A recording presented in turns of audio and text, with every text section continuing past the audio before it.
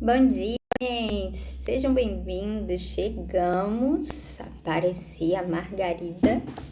Muito obrigada a todos que se preocuparam aí comigo.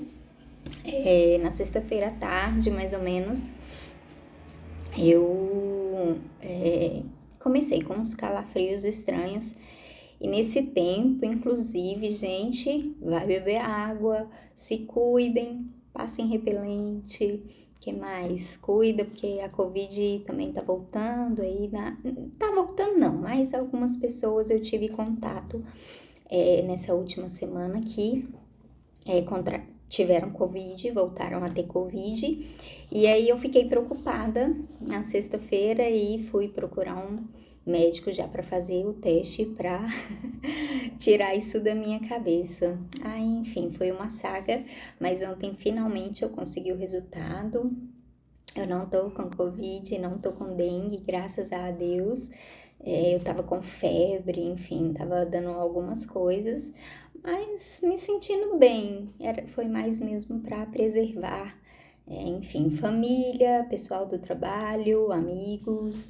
Então eu decidi aí fazer os testes direitinho e graças a Deus, e também tive algumas oportunidades chaves, sabe, de estar em lugares específicos e ver pessoas específicas, porque, gente, o povo tá sofrendo com essa dengue, hein? Misericórdia. Era cada situação assim que a gente via chegando e os postos tudo lotado. E graças a Deus eu fui muito bem atendida, principalmente ontem. Eu não vou nem fazer, como é que se diz, propaganda, porque eles não devem estar querendo receber mais gente. Mas é isso, Deus cuidou de todas as coisas e eu agradeço aí por quem veio, perguntou, se preocupou, muito obrigada. E, e é isso, estamos aqui mais um dia, graças a Deus. Nós estamos então hoje no capítulo 24 de 2 Reis e hoje a gente vai começar a falar aí entendendo o cativeiro. Na sexta-feira o capítulo era muito grande, então não deu tempo da gente começar essa parte. Então eu vou começar hoje voltando um pouco nesse capítulo, no capítulo 23, e aí a gente já adentra o 24, que é bem rapidinho, bem menor. E é isso. Então vamos que vamos, partiu mais uma semana. Seja para a glória de Deus, que seja com saúde, com paz, com livramentos. Amém? E cheio da presença e da palavra de Deus. Hoje eu lendo esse capítulo 24 e a gente vai começar a falar. Vai começar a falar do capítulo, mas ele em si vai trazer um monte de referência de Daniel, de Ezequiel, de Jeremias, ou seja, essa galera já estava participando desse tempo. Aí eu comecei a pensar, poxa, eu podia ter feito esse programa nosso na Bíblia cronológica, que aí a gente ia vendo, né? Tipo, é uma maneira diferente da gente ler a Bíblia. Mas, enfim, Deus nos conduziu e não dá para mudar agora de jeito nenhum. Então, vamos que vamos. Depois, qualquer coisa, eu passo algumas referências e você, se tiver curiosidade, corre lá para ver, tá bom? Vamos lá. Muita água, gente. Tomem água. Amém, Jesus, nós queremos te agradecer por essa semana, te agradecer por mais um dia que se inicia, te agradecer pela saúde de cada um aqui, Deus, que está nos assistindo. Muito obrigada, Deus, porque hoje o Senhor nos dá vida, o Senhor nos dá vigor, o Senhor abre os nossos olhos, enche os nossos pulmões. Muito obrigada por isso. Em nome de Jesus, Deus, que cada um aqui receba o fôlego de vida do Senhor, Deus, para receber disposição, graça, sabe, Deus, entendimento, direcionamento. Se alguém aqui está confuso, está sem saber para que direção tomar, que a partir de hoje o Senhor comece, Deus, a ordenar, sabe, Deus, a reordenar a sua mente, Deus, para seguir os teus caminhos, ainda que difícil seja. Em nome de Jesus, que essas pessoas, Deus, possam possam ter a mente voltada para o Senhor a tal ponto, Deus, que caminhem, Deus, os seus passos de acordo com aquilo que o Senhor está dizendo, está orientando. E muitas das vezes nós estamos deixando de fazer. Pai, em nome de Jesus, eu quero pedir ainda, Deus, por toda essa epidemia que veio a atacar o nosso país. Deus, em nome de Jesus, tem misericórdia da nossa cidade, do nosso povo.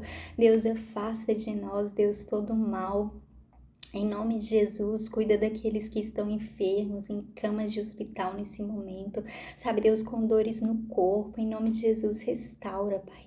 Nós te pedimos, oramos, abençoamos a nossa nação, Deus, e te pedimos perdão pelos nossos pecados e te dizemos: vem ser o Rei, Senhor, vem ser o Rei no nosso país. Toma o teu trono neste lugar, em nome de Jesus. Perdão pelo sangue inocente derramado, perdão por tudo aquilo, Deus, que nós fazemos que vai contra os teus princípios, perdão pelos nossos governantes, perdão por aqueles, sabe, Deus, que intentam mal, em nome de Jesus, mas sabemos que o Senhor pode transformar tudo em bem. E nós clamamos para que assim o Senhor o faça, em nome de Jesus. Conduza-nos, Deus, nessa oração, nesta live no dia de hoje, na leitura da Tua Palavra. Abre os nossos ouvidos e o nosso coração, que te pedimos, em nome de Jesus. Amém? Vamos embora, gente. Durante o reinado... então eu falei que eu ia começar falando do capítulo anterior, né? O capítulo 23. Tá calor. Eu não tô com febre, viu, gente? Essa blusa aqui é porque eu tô de pijama por baixo. Aí eu coloquei pra disfarçar. Vamos lá. Então, a gente viu que Josias, então, ele decidiu fazer uma reforma religiosa e ele fez tudo aquilo porque ele não se contentou em não passar por aquilo somente no seu reinado, por Deus tratar apenas ele com misericórdia, mas ele queria que todos desfrutassem daquilo. E a gente viu que é essa maneira correta de se pensar. Então, ele promoveu uma reforma religiosa, destruiu tudo quanto era Deus, tudo que era altar, fez... lindo. Aí promoveu a Páscoa e o Senhor virou e falou: ok, gostei, muito obrigada, arrasou, porém eu preciso corrigir o meu povo. E eu falei que eu iria corrigir. No seu tempo eu não vou fazer isso. Então foi aí, lá em 2 Crônicas, a gente vai ver melhor como Josias ele morreu, sendo atingido pelo faraó Neco, rei do Egito na época. Mas ele então após ele, os seus filhos, enfim, a sua descendência, quem reinou, todos passaram então pelo que o Senhor havia trazido condenação, e ele vai deixar muito claro que foi porque Manassés havia...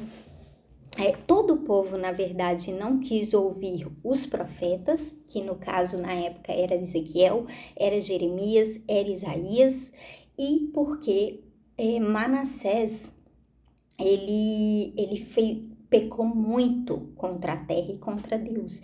Ele adorou todo tipo de Deus, em especial que a gente viu, né? Ele adorou a lua, as estrelas, o sol, e ele derramou muito sangue inocente. Foi então a live que a gente inclusive colocou aqui, o Cote falando um pouco a respeito disso, né? Sobre como esse pecado é um pecado assim que tipo... que faz Deus vomitar os moradores da terra. E a gente, inclusive, entrou no assunto aborto, que é uma forma de derramamento de sangue inocente. E aí, beleza. Então, a gente vê essa parte acontecendo, o reinado de Josias acabando, entrando Joacás, que era filho dele, e a partir daí, Joacás, então, depois de 3 meses, é levado para a Babilônia,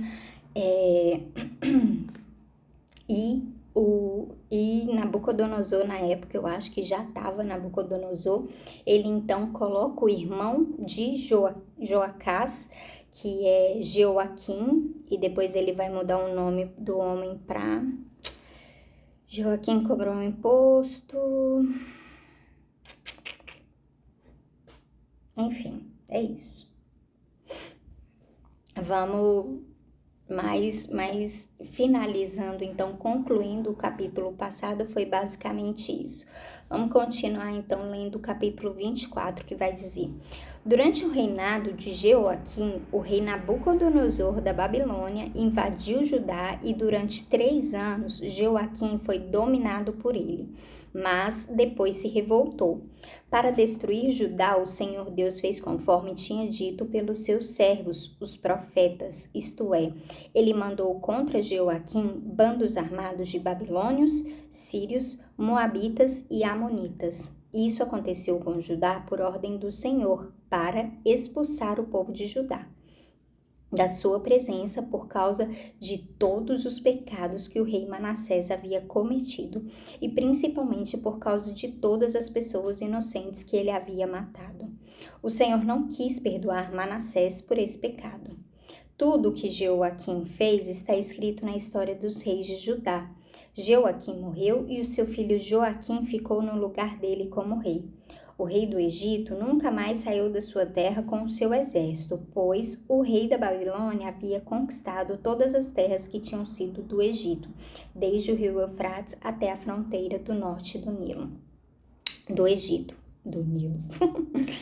Então, aqui a gente vê que o próprio rei do Egito, no caso, na época já, o rei Nabucodonosor, ele vai pegar todos aqueles que eram contra, os israelitas e que o Senhor havia expulsado da terra para que os israelitas tomassem posse da terra de uma maneira ainda mais humilhante.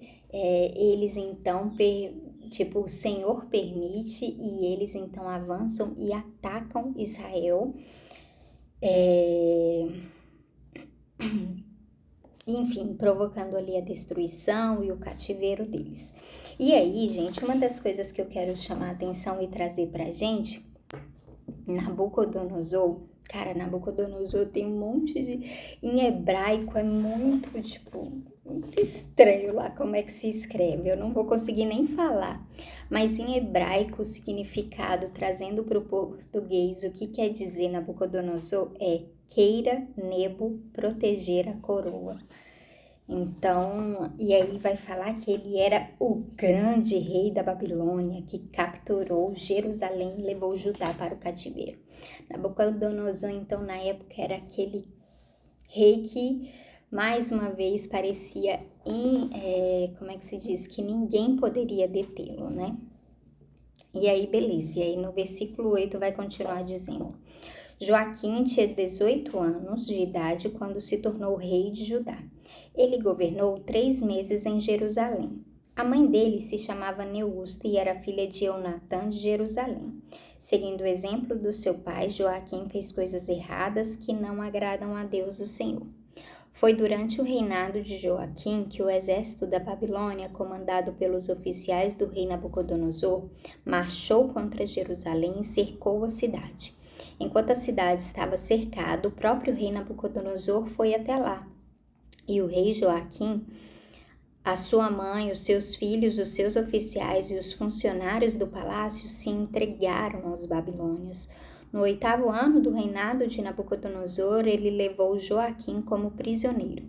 Também levou para a Babilônia todos os tesouros do templo e do palácio, conforme o Senhor tinha dito. Nabucodonosor quebrou todos os objetos de ouro que o rei Salomão tinha feito para serem usados no templo. Nabucodonosor levou como prisioneiros toda a gente de Jerusalém, todos os príncipes e todos os cidadãos mais importantes, 10.000 pessoas ao todo. Levou também todos os artesãos, incluindo os ferreiros. Ficaram em Judá somente as pessoas mais pobres. Nabucodonosor levou Joaquim para a Babilônia como prisioneiro junto com a mãe dele, as suas esposas, os seus oficiais e as pessoas mais importantes de Judá. Nabucodonosor mandou todos os homens importantes para a Babilônia, 7.000 ao todo e 1.000 artesãos, incluindo os ferreiros, todos eles treinados para lutar na guerra. Nabucodonosor colocou Matanias, o tio de Joaquim, como rei de Judá e mudou o nome dele para Zedequias. Então aqui a gente vai ver que Nabucodonosor levou então as pessoas importantes, as pessoas capacitadas para a guerra, as pessoas que tinha algum tipo de como é que se diz?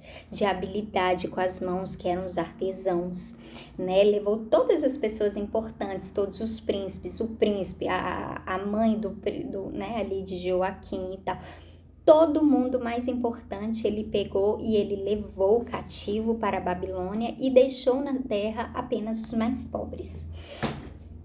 Como quem diz, esses aí não me servem para nada. Vamos continuar. E aí, gente, esse capítulo ele vai fazer muita referência sobre Jeremias 25, sobre Daniel, Jeremias 24. É bem interessante depois dar uma olhada quando, né, se eu nos permitir chegar lá, então a gente vai, quando a gente estiver lá, a gente vai ter que estar lembrando disso daqui, isso daqui ainda vai ter que estar fresco na nossa cabeça, amém? E aí, beleza, por isso que é bom você já ir pegando essas referências e dando uma lida lá para saber como isso estava acontecendo simultaneamente. Então, no versículo 18, nosso tempo está se esgotando, já se esgotou, vai dizer: Zedequias tinha 21 anos de idade quando se tornou rei de Judá. Ele governou 11 anos em Jerusalém, a mãe dele se chamava Amutal e era filha de Jeremias na cidade de Libna. O rei Zedequias fez coisas erradas que não agradam a Deus o Senhor, como o rei Joaquim havia feito. O Senhor ficou tão irado contra o povo de Jerusalém e de Judá que os afastou da sua presença, ou seja, o pior aconteceu. Pior do que ser levado cativo, pior do que estar fora da sua terra, vamos supor que, fora da sua casa, do seu aconchego, do lugar, estar fora da presença do Senhor. Então, aquele levar, aquele exílio que estava acontecendo, mais do que representar ali já estava sendo difícil. Agora imagina você não poder mais cultuar ao seu Deus. Então é isso, deixa eu parar por aqui. Amanhã tem mais, amanhã é o último capítulo de 2 Reis, você vem comigo? Tá muito especial. Quem não conseguir assistir por aqui, não esquece de assistir lá no YouTube, se enfim, quiser assistir de qualquer outra forma, tá bom? Deus abençoe, bom domingo para vocês.